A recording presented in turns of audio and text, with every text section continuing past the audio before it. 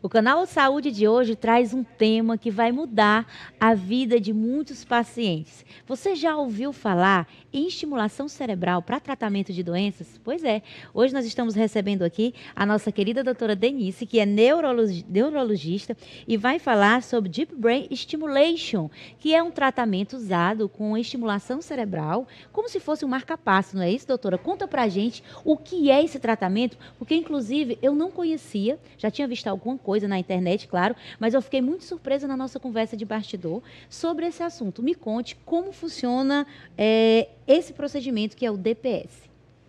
Então, esse procedimento ele funciona da seguinte forma: o cérebro ele funciona de forma elétrica. Eu coloco um instrumento dentro do cérebro, eu coloco um fio elétrico, como se fosse um marca-passo, e eu programo esse marca-passo a partir da conexão com um tablet. Então, eu forneço energia elétrica para esse paciente. É como se eu estivesse ligando numa tomada, e aí eu vou dando a energia necessária. A partir disso, quando eu estimulo, eu consigo mudar as funções cerebrais, entendeu? Entendi. Então, doenças como, de repente, Parkinson, e quais as doenças que podem ser tratadas com esse tipo de tratamento? Então, temos as doenças aprovadas. Uhum. Aprovadas pela agência regulatória, que é a ANS, doença de Parkinson, tremor essencial e distonia.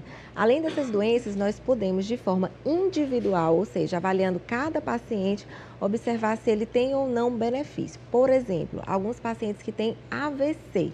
Então, alguns pacientes que ficaram com dificuldade de linguagem, de movimento, eles podem se beneficiar. Outra coisa interessante são os pacientes com depressão grave e toque. Então, os pacientes que têm transtorno compulsivo, obsessivo compulsivo, que têm aquelas manias, que não conseguem parar de mexer ou de higienizar a mão, quando eles são refratários ao remédio, ou seja, quando eu dou o remédio para ele e o remédio não funciona mais, eu posso pensar em estimular o cérebro. Entendi. Outras são aquelas crianças ou adolescentes que têm tiques, que nós chamamos de Tourette, que vem muito em associação com o transtorno do espectro autista. A gente também pode pensar nessa modalidade. Doutora, e aí como é que é feito essa implantação? É colocado de maneira cirúrgica? É colocado com o paciente acordado? Eu já vi alguns vídeos na internet onde está sendo feita a cirurgia e o paciente de repente tocando um instrumento musical. Como é que é feito isso? Exatamente. Então, para eu checar se o marca-passo ele está no local que realmente deveria estar, eu preciso que o paciente faça aquela função durante o procedimento. É um procedimento cirúrgico no hospital, ele fica acordado, mas não sente dor. Então, ele está com uma sedação, isso é importante, viu? Porque alguns pacientes me perguntam, como é que eu vou fazer, né, um furinho na minha cabeça e eu vou sentir dor? Não, não sente dor, mas você está acordado e conversa com o neurologista no momento da cirurgia. Isso é extraordinário. Como a tecnologia pode ser algo tão favorável à qualidade de vida humana, porque você imagine um paciente com Parkinson que tem tremores 24 horas por dia, de repente por anos, ter colocado um implante como esse, fazer um tratamento como esse e você simplesmente parar de tremer. E é interessante que às vezes isso acontece no centro cirúrgico. Então o paciente vai estar tremendo e a gente coloca o marca-passo, liga o aparelho e ele para o tremor. Então é bem emocionante esse procedimento. Por que que funciona? O cérebro, o que que acontece nessa nossa parte do corpo que vocês conseguem estimular e resolver de maneira tão instantânea já ali no centro cirúrgico? Me conte. Porque na doença há um erro de comunicação elétrica dentro do cérebro. As células do cérebro, os neurônios, eles se comunicam como se fossem fios elétricos dentro de uma rede. Então eu tenho vários postes e vários fios elétricos. A doença, quando ela acontece, significa que um desses fios não está conseguindo passar energia suficiente.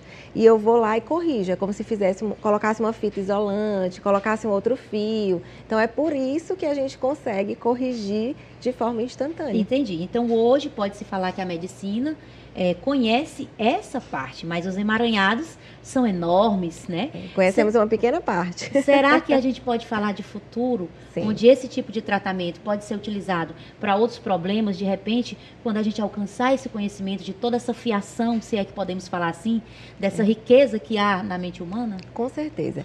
Eu lembro de um estudo muito interessante que foi publicado ano passado da Universidade de Toronto, de um cirurgião que é um dos principais pesquisadores na área, Lozano. Ele pegou o DBS, colocou numa estrutura relacionada à memória para testar o DBS em Alzheimer. E nesse grupo de pacientes, inclusive está sendo estudado DBS para Alzheimer. Nesse grupo de pacientes, durante a estimulação, era bem interessante que os pacientes começavam a recordar de memórias que eles não lembravam mais.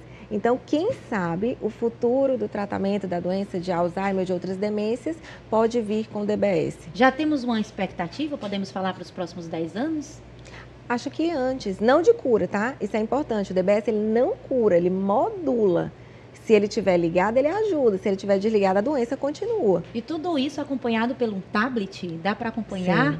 É impressionante. Para você que está chegando agora no nosso revista, nós estamos com o Canal Saúde, recebendo a nossa querida neurologista, a doutora Denise, que está falando sobre um tratamento de DBS, Deep Brain Stimulation, que é o tratamento revolucionário contra doenças como Parkinson, entre outras. A Ellen está aqui empolgadíssima com a nossa conversa. Diga, Ellen. Doutora Denise, seja bem-vinda, né, à nossa revista. Primeiro quero dizer que Denise é o nome da minha mãe, então eu amo esse nome. Ah, meu Deus. E bom. Eu tenho um irmão que ele é autista e você falou aí, né, sobre as doenças e também condições, né, do espectro autista. E, por exemplo, meu irmão vai fazer 34 anos. E aí eu quero saber, existe uma idade que é preciso fazer esse tratamento? Tem que ser uma criança, mas um autista já adulto, esse tratamento pode ser eficaz? Como que ele se dá, doutora?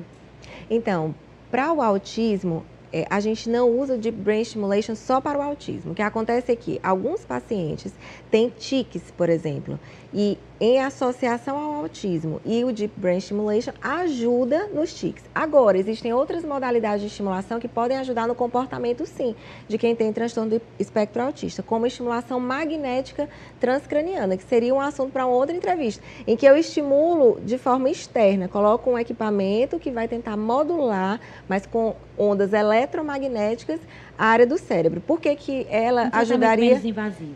Ele não é invasivo, exatamente. E eu consigo estimular uma área maior. E isso seria bom para o autismo, para a demência, porque a área do comportamento e da cognição ela é uma área bem maior. Então, eu preciso conseguir estimular assim. O Deep Brain Stimulation é um equipamentozinho pequenininho que vai num pontinho de milímetros. Então, para você ter uma ideia, o alvo cirúrgico da doença de Parkinson, ele tem em torno de 5 a 7 milímetros. Então, a ponta do fio... É muito pequeno. Exatamente. Mas então, tem muitas técnicas que a gente pode usar só para o autismo. Entendi. Então, é um eletrodo colocado aqui, né, na cabeça, dentro exatamente. do cérebro. E a outra parte... Aí, os fios, eles vêm por baixo da pele, ficam aqui guardados numa bateria. Exatamente como marca-passo do coração, uma bateria.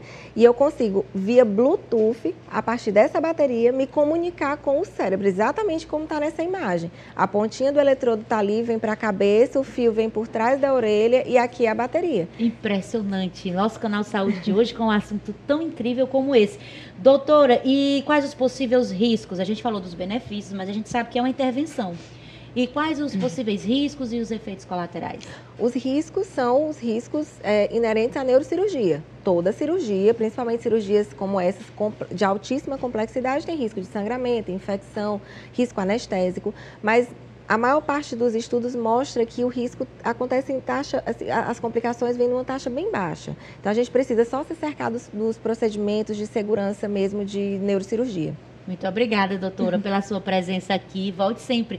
Quem quer seguir a doutora Denise pode seguir nesse Instagram que vai ser colocado agora na sua tela para mais informações sobre o assunto. Quero que a senhora volte mais vezes. Com certeza, será um prazer. Olha que coisa boa. Muito obrigada. Esse foi o nosso Canal Saúde.